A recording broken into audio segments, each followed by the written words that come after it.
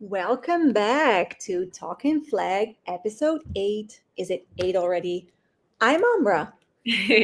And I'm Tika. And today, our guest is not a flag football coach nor a player, but someone who co founded a platform that's changing the game for football talent worldwide. That is right. And our today's guest is Derek Sawyer, co founder of All22, the biggest global scouting platform aiming to grow football in its various forms. All of their scouts are trained and certified by the NFL and the CFL experienced executives, and they are working worldwide to discover the next generation of talent. Thanks for This having sounds me. this sounds exciting, Derek. Welcome to the I'm show. excited. Great. Could you please introduce yourself to our listeners? Sure. Well, as you so succinctly put, my name is Derek, and I'm a co-founder at All22. We are the global scouting network, and what our goal is, in short, is to really connect and promote American football players and really athletes all over the world. And as sports continue to grow and become globalized, it's not just joining your neighborhood football team anymore. There's opportunities in other countries, other continents, national teams, different Olympic opportunities, and just so much there that we want to try to help athletes get access to. Awesome. And Derek, can you elaborate a bit more on the core mission of All22 and what inspired its creation? 100%.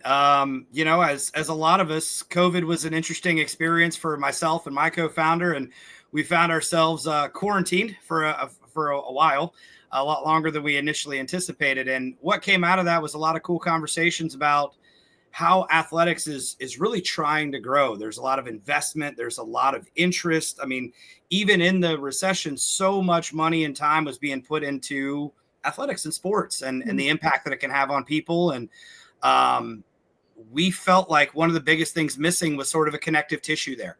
Athletes having the ability to find these teams and teams having the resources to go find the athletes. If you want to start an American football team in Serbia, how do you do that? Where do you find the talent? How do you get them in there? What's the business plan and how does all that get executed? And so, we kind of saw that as being a problem and something we thought we might be able to make an impact on. And so far, to my knowledge, we've built the largest database of American football players in the world. And we're still growing it every day. So it's been fun. Wow. So how does All22 ensure the accuracy and reliability of the data and evaluations presented on the platform? Sure.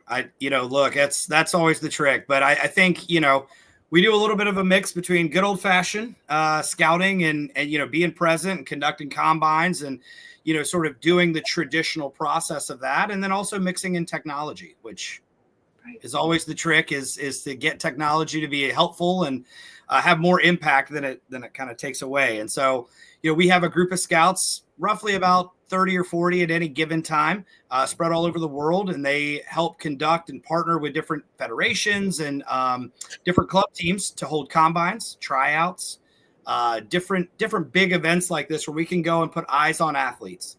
Then we take that data, put it within a platform and allow teams globally to be able to search. So if you're a team in the United States, you can find a player in New Zealand that has a specific skill set you're looking for and vice versa. Okay. So for athletes looking to get noticed in football, what role do those measurements play within the All22 platform? Great question. So measurements are always kind of an interesting, I think a lot of times athletes see it happening, but don't understand the value in it. And I think there's some really simple parts. One is if you're a football team and you have hundreds of names on a piece of paper, how do you keep them straight? A lot of that is athletic measurements really help you find the right fit for what you're doing. If you're looking for a lean, quick defensive end or a tall physical wide receiver, this is how a team will start to filter that down. Hey, I want to show me every receiver at 6'2" and above.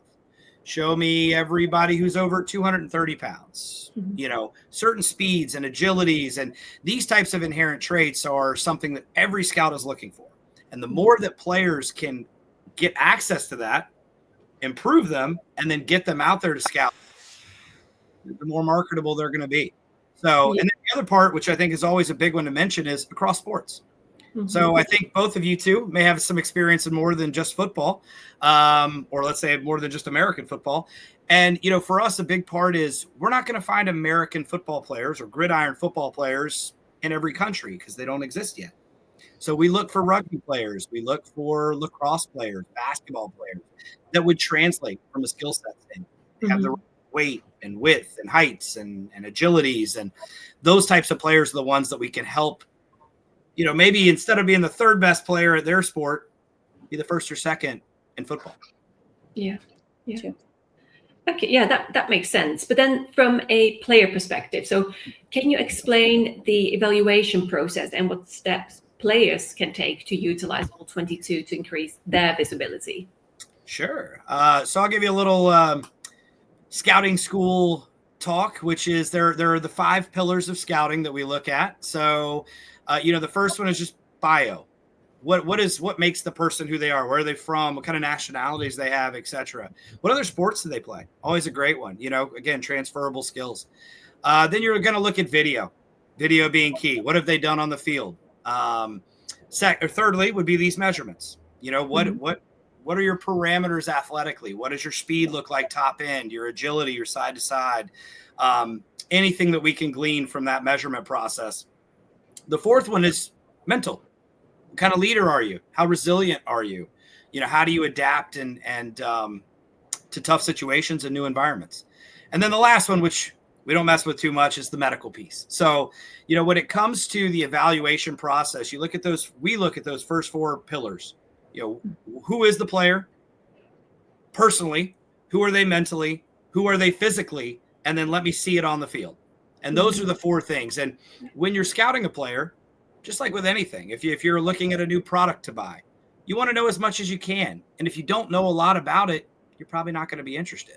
So for players, it's so critical to get all of that information available and get it out there. Even if it's not great, a lot of players are like, that's not a good result. That's fine. You'd rather have something, because if you don't put something, I'll make it up in my head.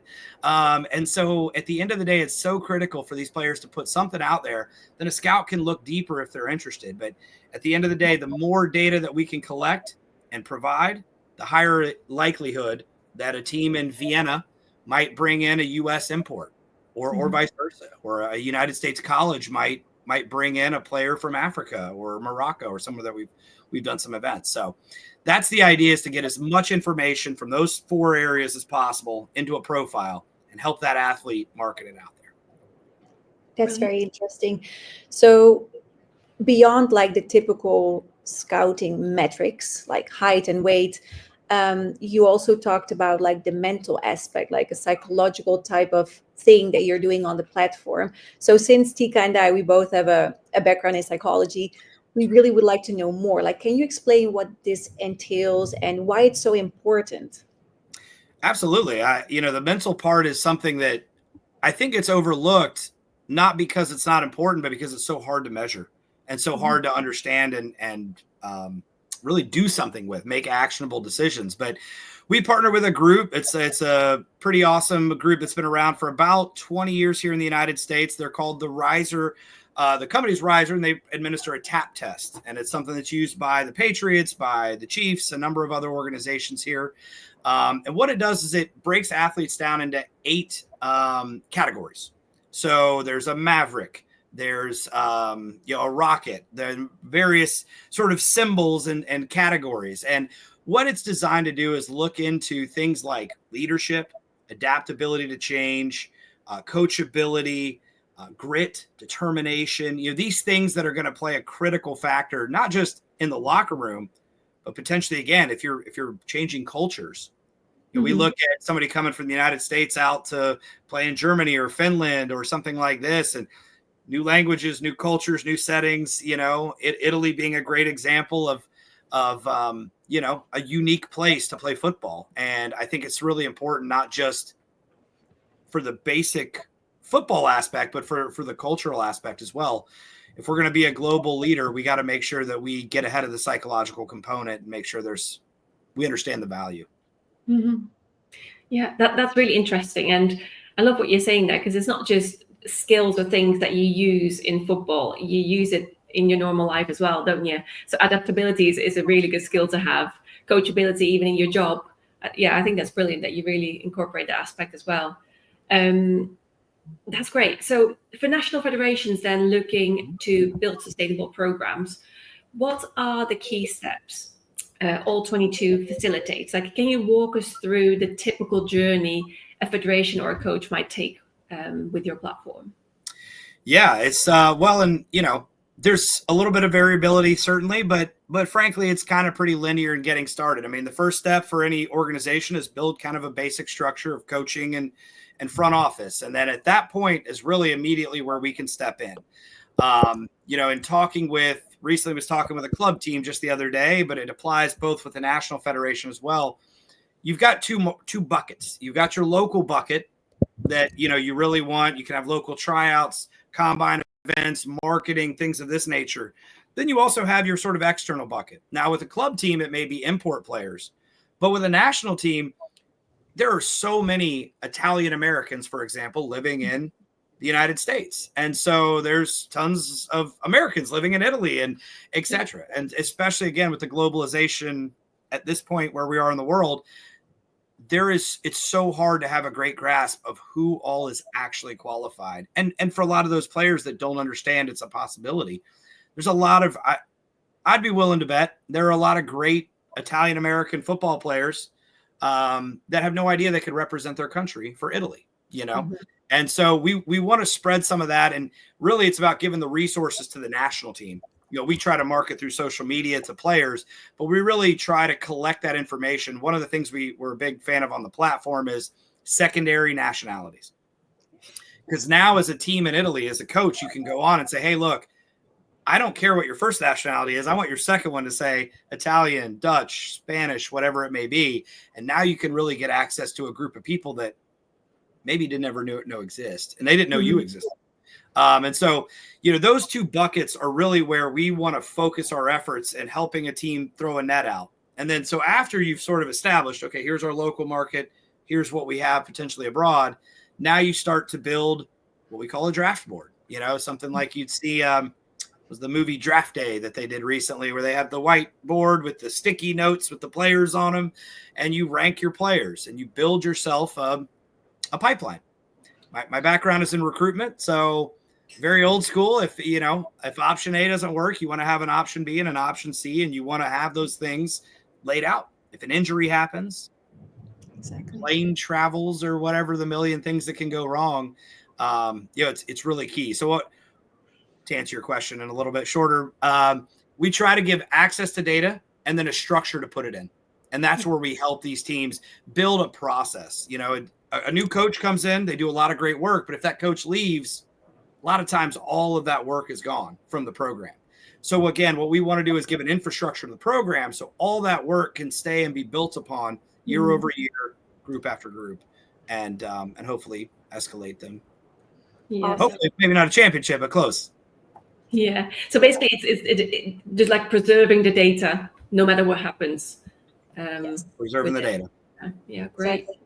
And it makes a lot of sense what you're saying about the nationality, especially now with the Olympics coming up. Like all these flag football teams want to build like the best teams that they can possibly build. So they might have to look for players abroad with X nationality. So that's very valuable, I think, especially for flag football now in being in the Olympics. So that's pretty cool.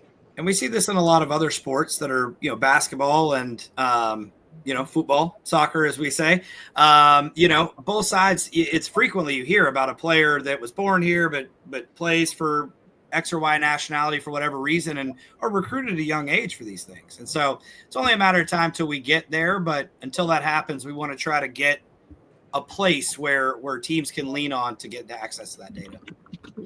Awesome. Makes sense.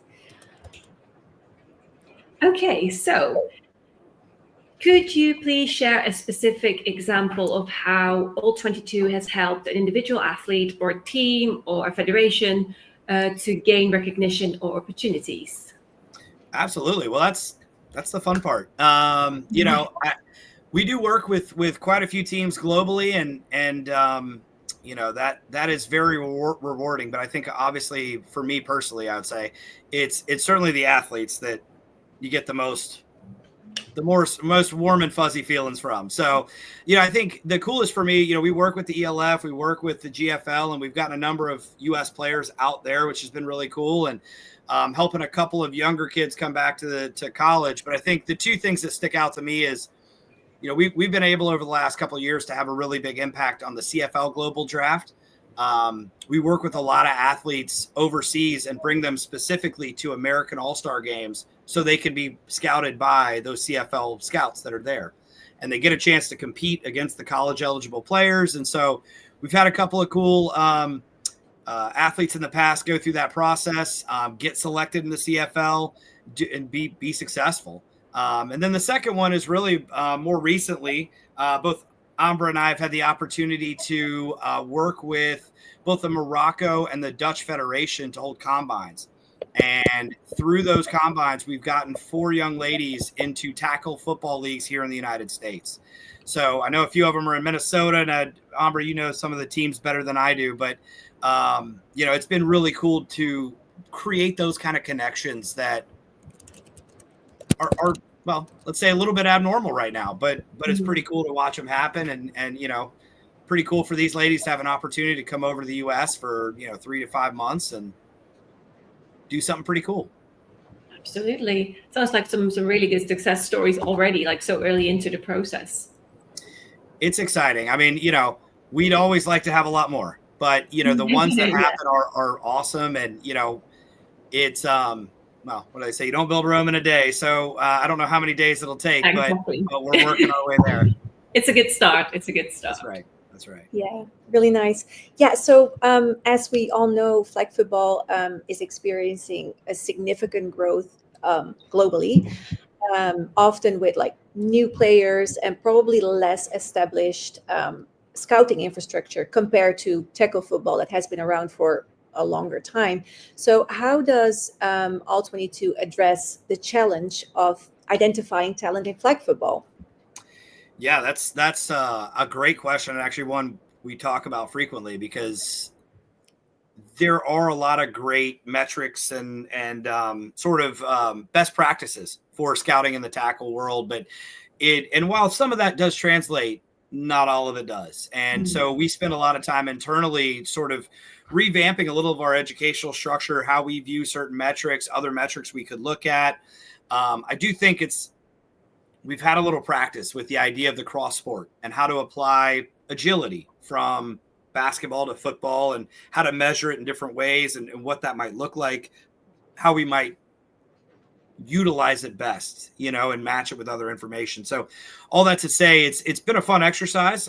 We're certainly not complete with it by any stretch, but there are going to be some slight changes, but at the same time, it comes down to agility, speed, and explosiveness, and then body type. And those 4 things are really, in sports as a general, it's measured in different ways, but it's just a matter of finding what is the most effective way to measure that and then apply it. Yeah, that sounds good. Yeah. Exciting. So looking ahead, so what are some of the key developments or features maybe All22 is working on to further enhance its platform and just to support the growth of football worldwide? Sure. Well, I think this one's an easy one. I think everybody's on this wagon, which is AI. There's just when you look at one of the hardest parts of scouting, there was a Adam Sandler movie that came out a little while back called Hustle. I don't know if you guys saw it, but it's a movie about him traveling the world looking for basketball players. He's a global scout. It's a cool movie, but it shows him flying all over the world to individually meet with players. The amount of money and time and energy and the success rates are so small. So one of the hardest things with scouting, and one of the things we deal with regularly, is physically getting our scouts to Uganda or Brazil or Japan or, whatever area that we're going to partner for a combine. And so with all that said, being able to use video technology to film an athlete and then be able to instantly tell us how fast acceleration rates, deceleration rates. You could start to read the basically the bend in a body to see if there might be favoring a right knee as opposed to a left knee, potentially be an injury concern. Some really cool stuff right now that's out there that we're looking at implementing. We've got a couple partners that we've been working with. So the idea that we can start to do combines without ever being there is a pretty cool concept, and one where we could really scale our ability to see every athlete in the world realistically.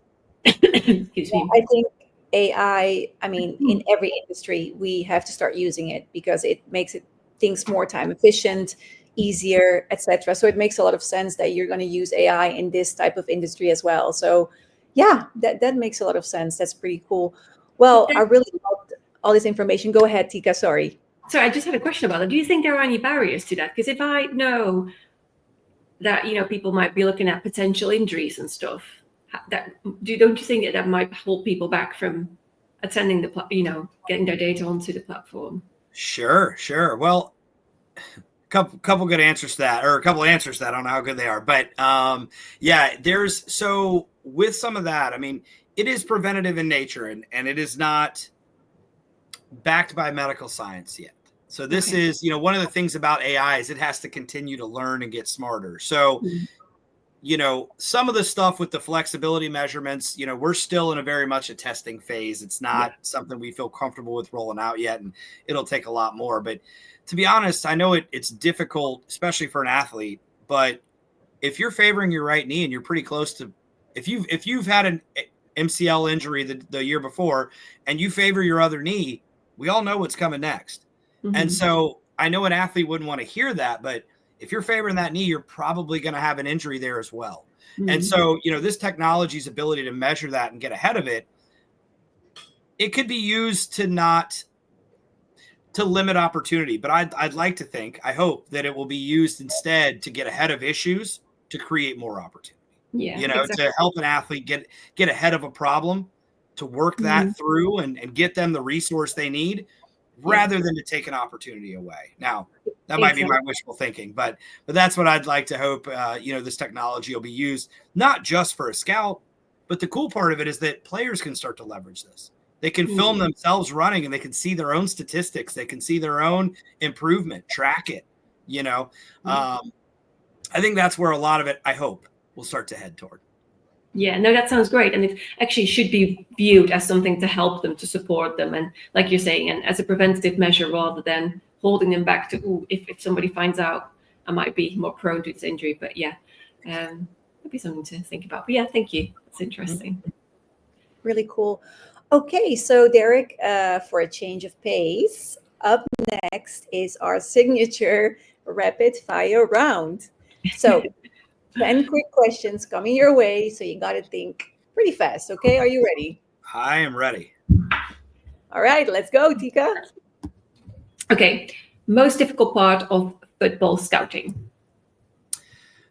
Being everywhere at once. It's got to be. Yeah. The biggest misconception people have about football scouting? That numbers are the answer. The numbers drive the answer.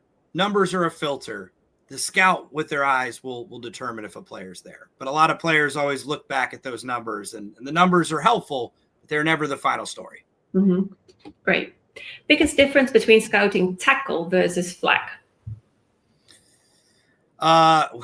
Physicality. I mean, quick round. That's number one right there. Is physicality being a huge part of that. Okay. One overlooked metric in football evaluation? Agility.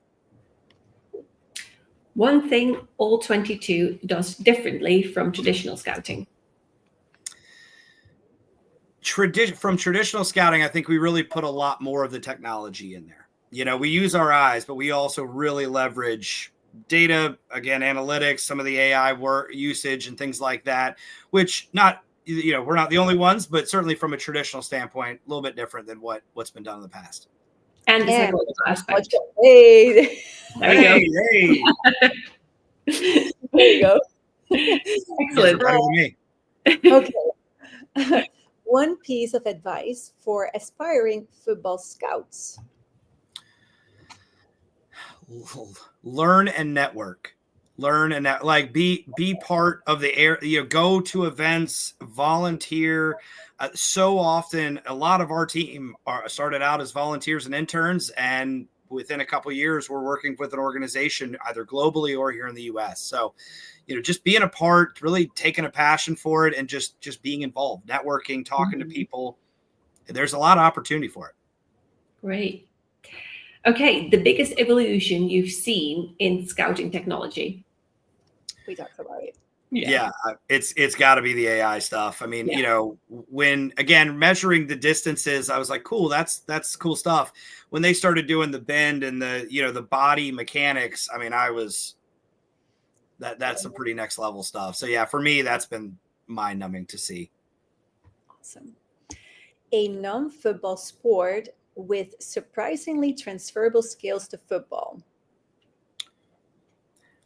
I mean, I'd like to come up with a trickier one, but I just have to say basketball. Yeah.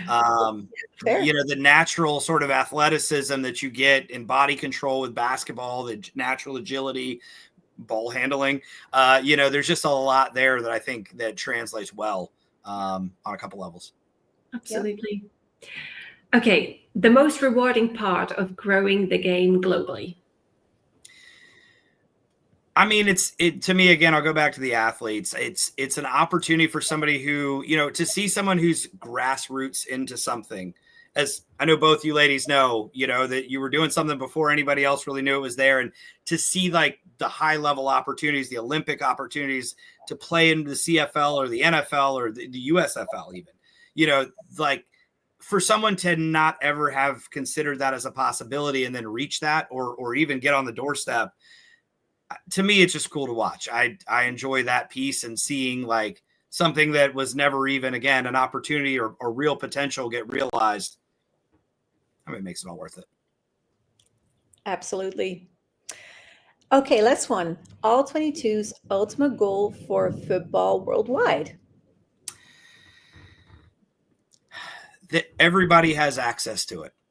Every athlete has access to it. Whether, and again, whether it's playing another sport or just wanting to play a sport or however that is, but has the ability to join a team, be a part of it, get scouted, learn, grow. Access, I think, is, both guys, girls, flag and tackle. That's where we want to be. Awesome. Yeah, that would be amazing. Well, Derek, this has been awesome. Thank you so much for sharing your insights and the incredible work All22 is doing to connect talent and opportunity across the globe. Well, y'all are a ton of fun. I appreciate the invite. Oh, you're welcome. And Bob, before we wrap up, where can people find All22 if they want to get involved or just get in touch? 100%. All22.org. O-R-G. Any player can claim a free profile, get scouted. Any team or organization is more than welcome to reach out. We're happy to get set up on our scouting services, our database. Again, the idea is access. So the more people that join, the more everybody wins. Perfect. Amazing. Well, guys, that's it for today's episode. If you loved this conversation, make sure to subscribe, leave a review, and follow us on Talking Flag on Instagram, YouTube, Spotify. We are on all the platforms. Yes. And as always, keep spreading the love for football, and we'll catch you next time on Talking Flag. Yes. Peace. Thank you. Okay, I'm going to